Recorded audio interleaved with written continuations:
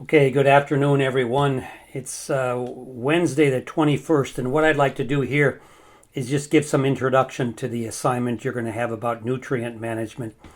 So far in class this quarter, we've looked at a lot of different general topics related to efficient nutrient management, and they've been pretty much at the theoretical or principle level of research and everything, but including crop nutrient requirements, the fact that nutrients are removed with harvest of vegetables, crop growth and development, sources of nutrients, processes of nutrient cycling, how farmers go about assessing nutrient needs, and then some of the differences between conventional systems and organic systems. So that's the framework we've had.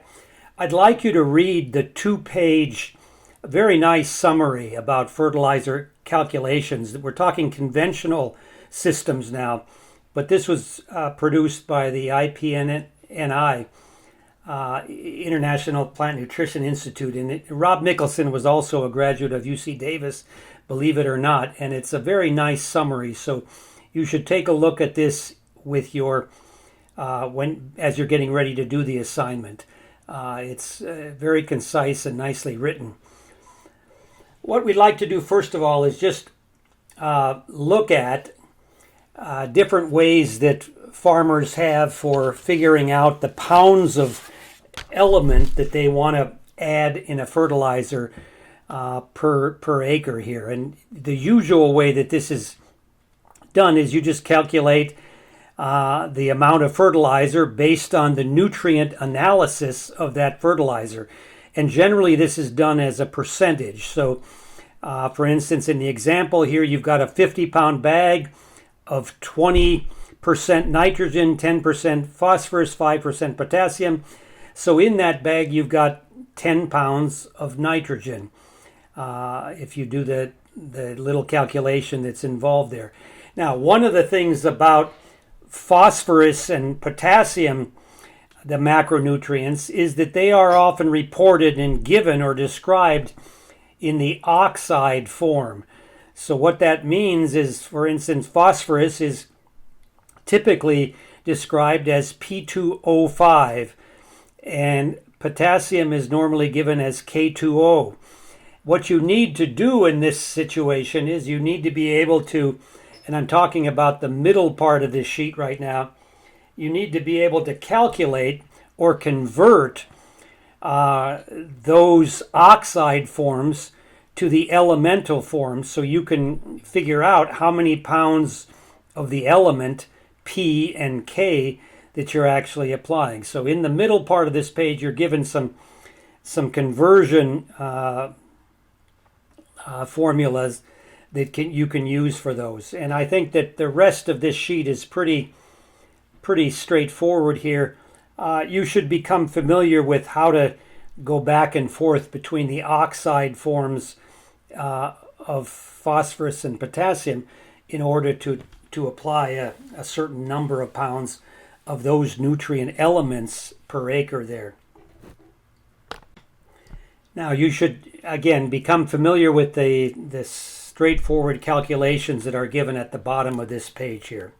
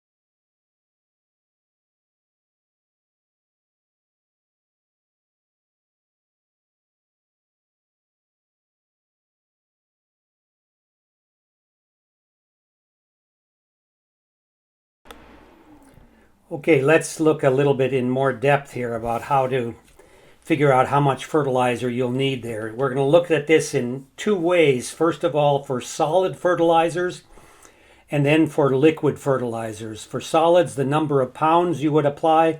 For liquid, the number of gallons that you would need. And then finally, we'll look a little bit at about the cost of fertilizer materials there. So the question we're after here is to be able to calculate or determine how much fertilizer you're going to add. And this is based on you knowing that your crop is going to need some amount, some recommended amount of nutrient to satisfy its requirements there. So we need to figure out how much fertilizer you want to do. And we're talking conventional again. So for granular fertilizers or dry fertilizers, the calculation's very easy here.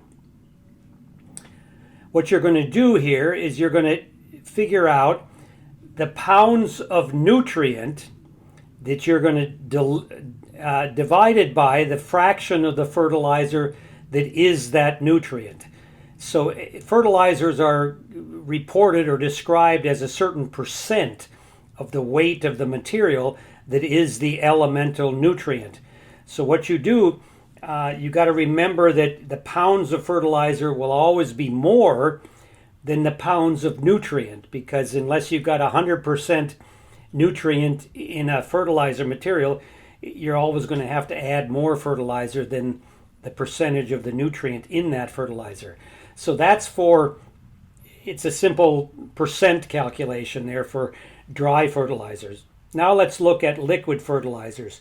There are two ways we're going to calculate liquid fertilizers now. One, first of all, if you know the nutrient content of the liquid solution in the fertilizer. All right.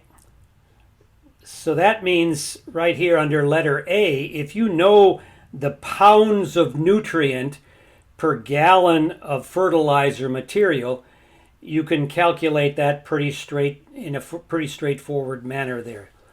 All right, that's what we're going to look at right now. The second way is a little bit more complicated. If you don't know the nutrient content for your nitrogen, phosphorus, or potassium, you're going to calculate it based on the density of the material. The density of the material is the pounds of the material, the nutrient, in the gallon of product that you have.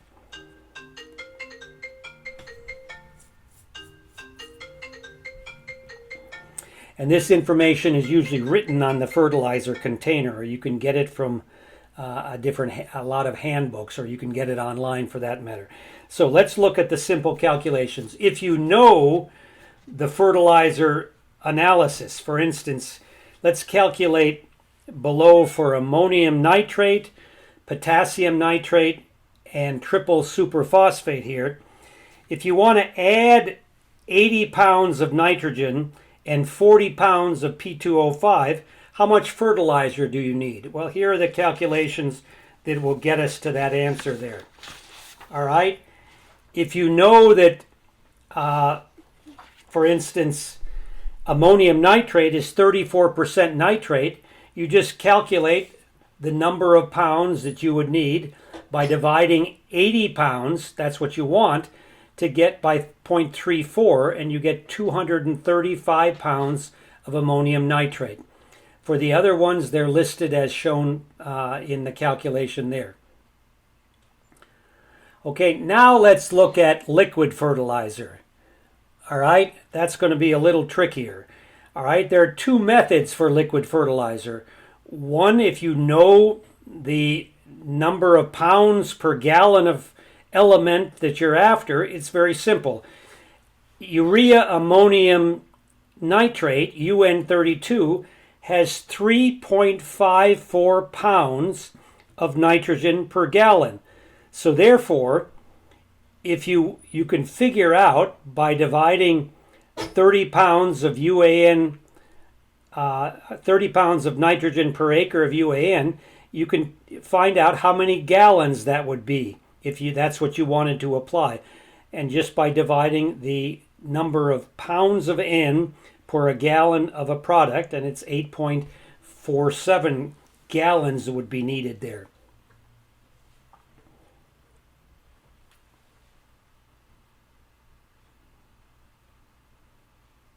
Okay, so that's the simple way now. Let's look at the little bit more complicated way. And for this, you really need to know the density of the fertilizer material, the pounds of fertilizer of elemental fertilizer in a gallon. All right, if you do that, if you know the density, and this can be found on the label of the fertilizer bag, then you want to calculate the gallons of fertilizer required. The density is given on a fertilizer container, or you can find it from tables. We wanted again 30 pounds of nitrogen per acre divided by 0.32, which is the percent in that particular material, and that comes up with, we want to apply 93.8 pounds of UAN per acre. All right, we know that that's the amount of that fertilizer liquid material we want to apply.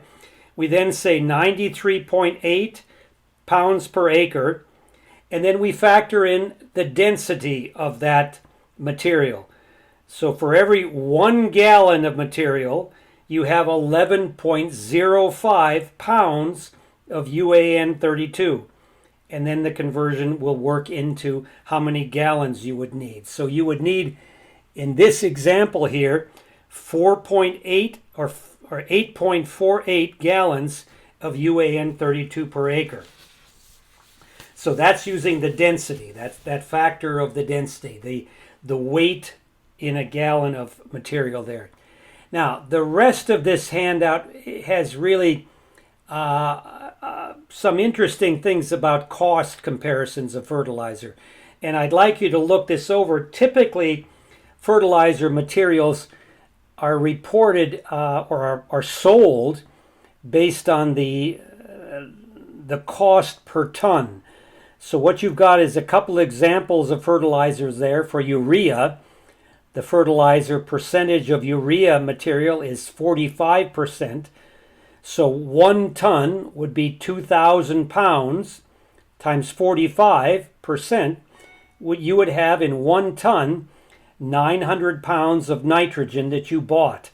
And if that cost 400 pounds, you could divide if it costs $400, you can divide that by 900 pounds and you get $0.44 per pound of nitrogen. So you can look at the rest of these the information there. It's quite interesting to compare the cost of materials actually. All right.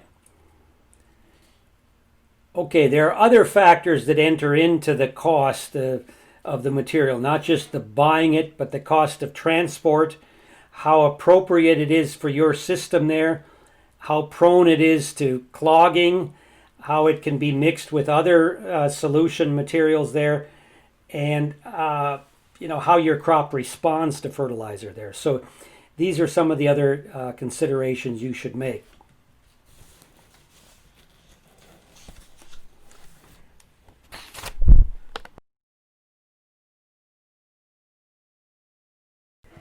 Now lastly, what I'd like you to do is take a look at the handout that will be posted in Canvas as well. And this is a chapter from pretty much a fertigation workshop that was conducted over at Cal Poly by some folks there. And you should really, there's a lot of detail in here, particularly about the solubility of different liquid materials there. But there's also a section that talks about farmers and what they think about different materials there and how they've benefited from drip irrigation that I'd like you to read. So take a look at that too.